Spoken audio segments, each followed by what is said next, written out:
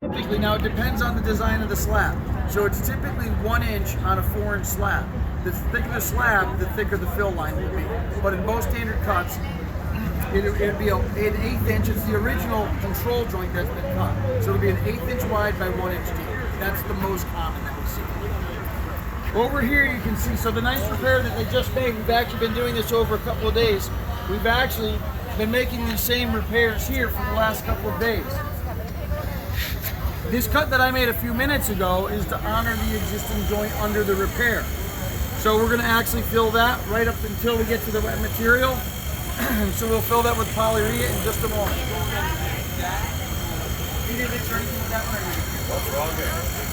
So we're only going to put in, because we're only filling this small amount, we're only going to put just a little bit of polyurea in the machine.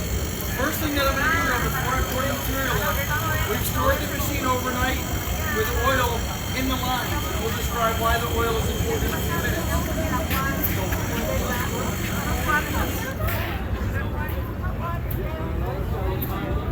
So the only thing that should ever be stored in this machine when not in use is oil.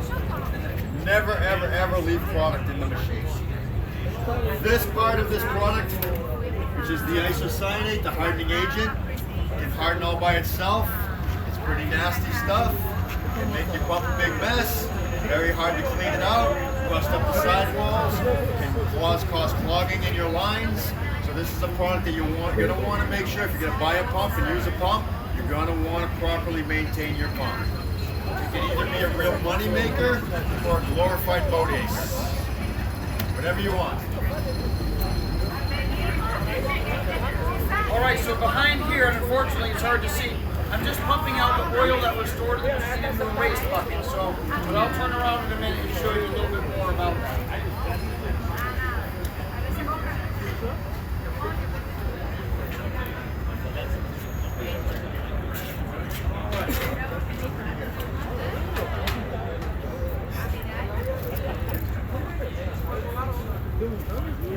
All right, now we're ready to pour in some material.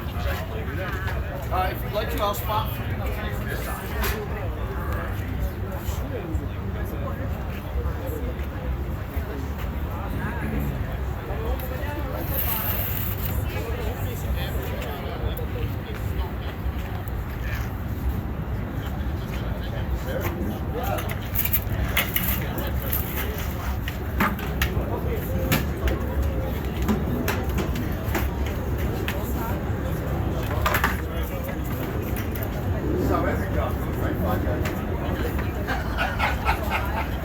All right, Lance, just over the screen.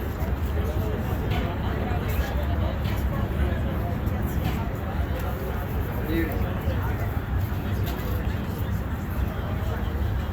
All right, perfect.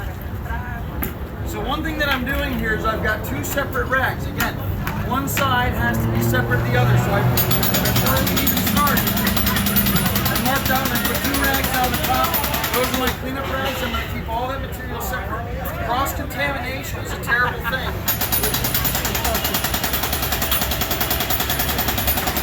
I'll take notice of the power source on the pump.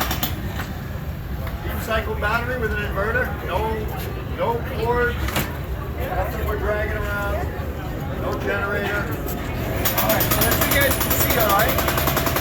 So now, this is a waste tank. So we're going to pump our oil and our waste materials in here. All I'm going to do very briefly is I'm going to pump out.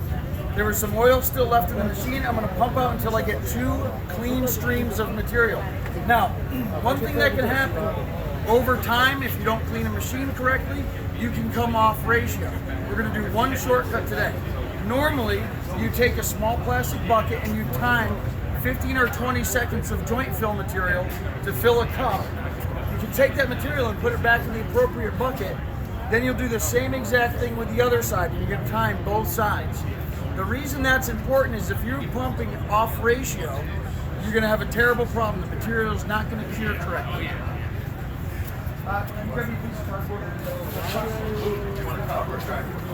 Anything you want.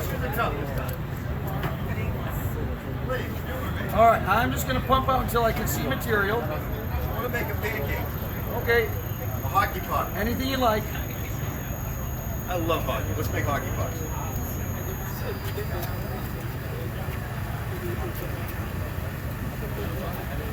Nice thing about this setup right now, what he's doing is he's purging his oil out, and right now, if I'm getting ready to shoot a job, one of the things I'm looking for is I want to see the two streams and the two lines coming out the same.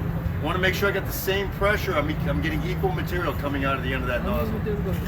All right. So we've purged out the material. I've got the two materials coming out. You can see that. We got the gray and the white ISO, so that's perfect.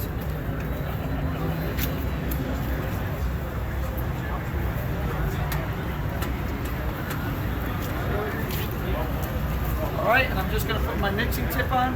Now, the one thing that I like to do is I like to just blow through one tip, and I'm going to do a little test pass.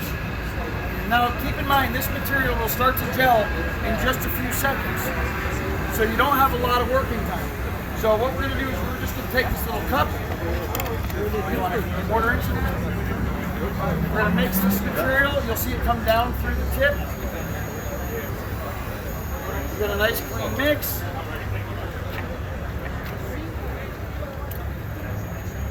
We're going to make Jim his nice hockey puck. Nice. Need a stick now.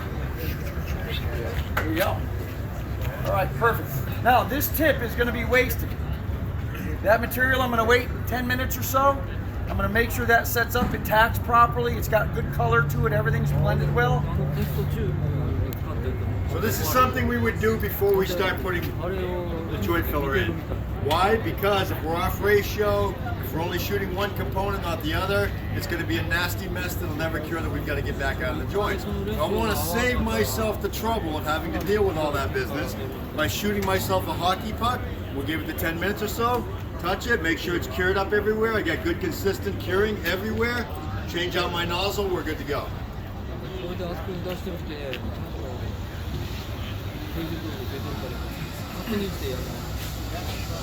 So the nice thing about this polyurea pump, you have a variety of power options. In this particular case, we're running a deep cycle marine battery through an inverter and producing a 110 volt power supply to the motor.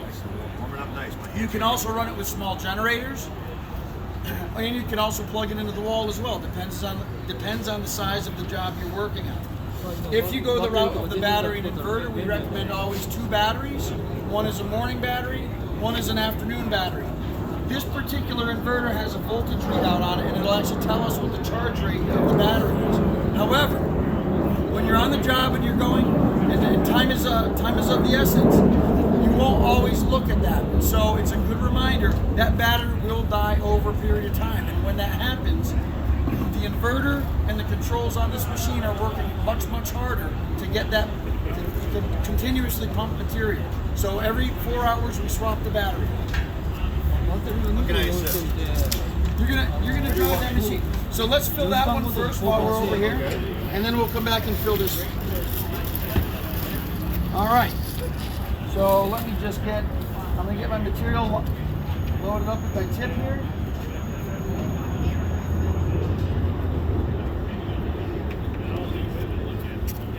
Let's fill some joints.